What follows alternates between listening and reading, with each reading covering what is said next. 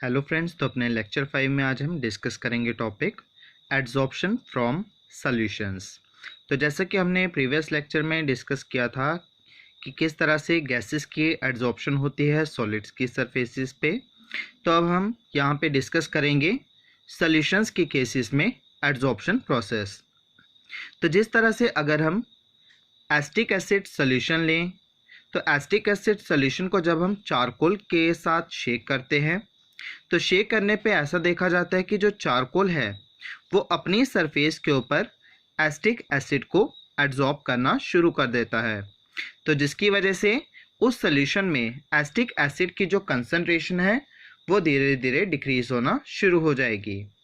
इसी तरह से जब हम मैग्नीशियम को प्रेसिपिटेट करते हैं मैग्नीशियम हाइड्रोक्साइड में, तो उसी मैग्नीशियम हाइड्रोक्साइड को जब हम लेते हैं मैग्नेसन रीएजेंट की प्रेजेंस में, मैग्नेसन रीएजेंट होता है ऑक्सो हाइड्रोक्सी एजो कंपाउंड।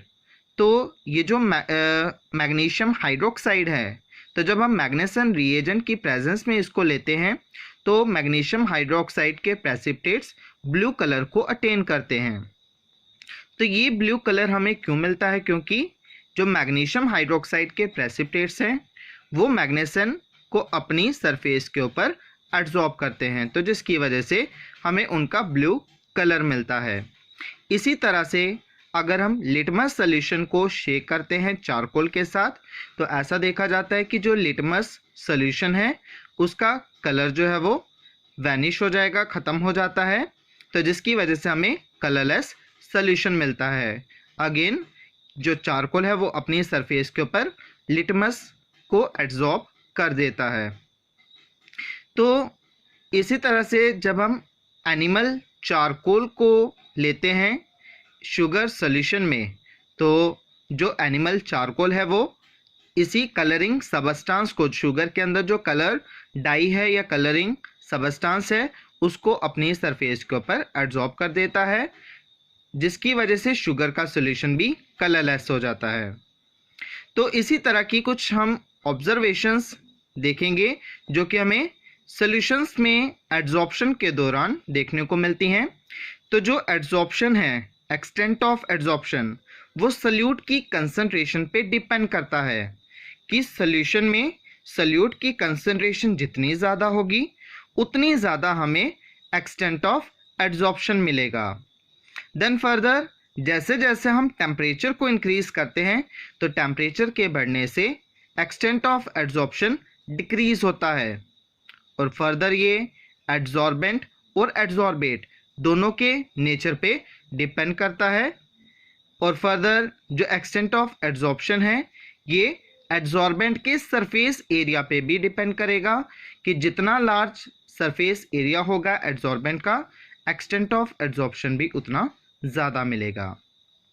तो ये जो फैक्टर्स थे मिलते जुलते ही हैं, जैसे कि हमने एड्जॉर्प्शन ऑफ गैसेस के केस में डिस्कस किया था। तो अगर हम अब फ्रेंडलिच एड्जॉर्प्शन आइसोथर्म जो हमने एड्जॉर्प्शन ऑफ गैसेस के केस में देखा था, तो वही यहाँ पे भी हमें देखने को मिलता है सॉल्यूशंस के केसेस में।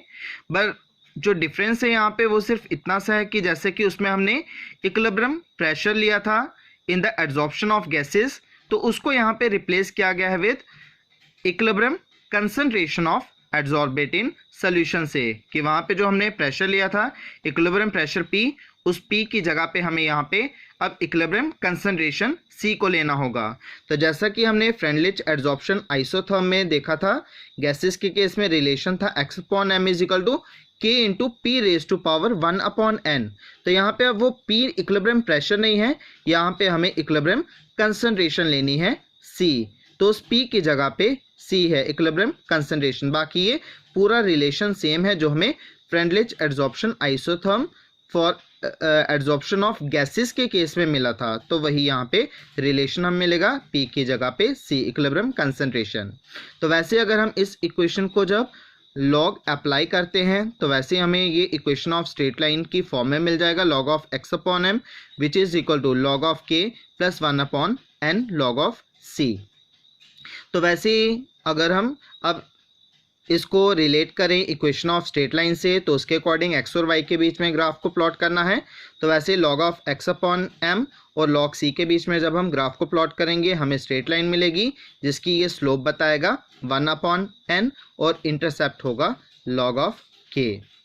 तो अब अगर हमें यहाँ पे जिस तरह से ये x अपॉन एम हम यहाँ पे कह रहे हैं, तो x की वैल्यू को फाइंड आउट करना होगा।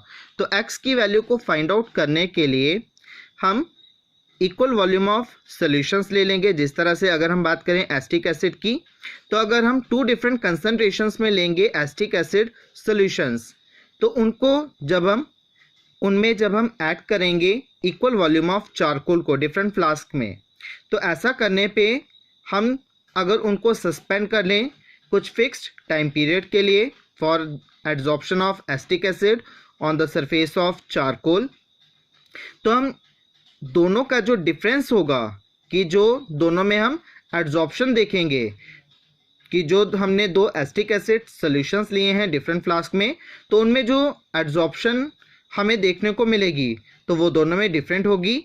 तो जो उनमें अब इनिशियल कंसंट्रेशन और फाइनल कंसंट्रेशंस आपको मिलेंगी उन दोनों ही फ्लास्क में एसिटिक एसिड सॉल्यूशंस की, तो उन दोनों का जब आप डिफरेंस लेंगे तो वो डिफरेंस आपको बताएगा वैल्यू ऑफ x। तो उस x को जब हम पुट करेंगे इस इक्वेशन में, तो पुट करने पे हम वेरीफाई कर सकते हैं फ्रेंडलिच एड्जॉर्प्शन आइसोथर्म को।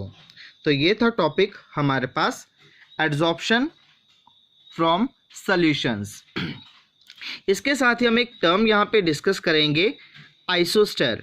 तो आइसोस्टर का मतलब है कि जब हम एक ग्राफ को प्लॉट करते हैं बिटवीन टेम्परेचर एंड प्रेशर, कि जब हम टेम्परेचर और प्रेशर के बीच में एक ग्राफ को प्लॉट करेंगे या वेरिएशन को स्टडी करेंगे for a given amount of adsorption, कि जब एड्जॉर्प्शन का अमाउंट फिक्स्ड है, तो ऐसे केस में इस रिलेशन को, इस वेरिएशन को हम कहते हैं आइसोस्टर। तो means for a fixed amount of adsorption the relationship between the temperature and pressure, या इनके बीच में जो हमें वेरिएशन मिलती है टेम्परेचर और प्रेशर के बीच में for a given amount of adsorption, that is known as isostere. Thank you.